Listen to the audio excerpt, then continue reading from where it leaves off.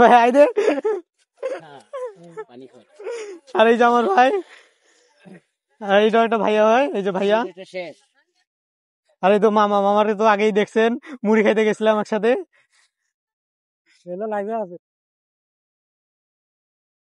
Hello guys, আসসালামু আলাইকুম। My Facebook page name is live TV Sifat. So আমরা আজকে সকাল 8টায় সুন্দরগঞ্জ থেকে রওনা করি। তো 3টার সময় এসে হযরত শাহজালাল আন্তর্জাতিক বিমানবন্দরে আমাদের গাড়ি থেকে ল্যান্ড করি, অর্থাৎ হচ্ছে গাড়ি থেকে আমাদের নামি।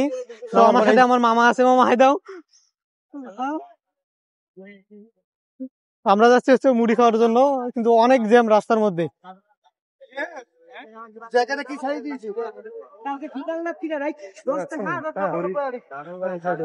সো গাইস, ঝালমুড়ি তো পাচ্ছি না। সামনে যাইতে যাইতে বললো ধন্যবাদ আঙ্কেল, না যাওয়া লাগবে না আমাদের।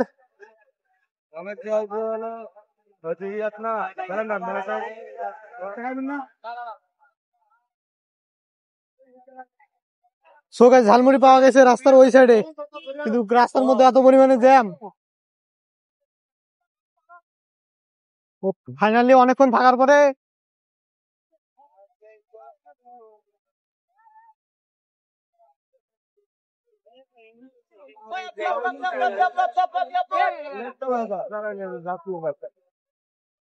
কোনটা নিবেন? এমনি মুড়ি টুড়ি নাও। মুড়ি দিন তো দুইটা। জাল কেমন? জাল খাবা? হালকা হালকা।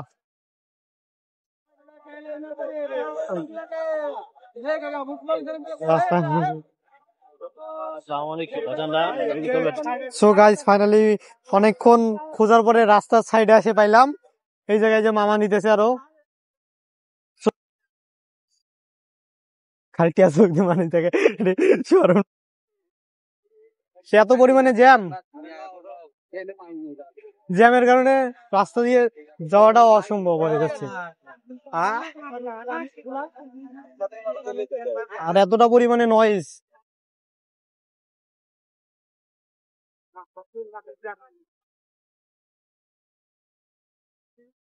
এলাই মারছিল এটা।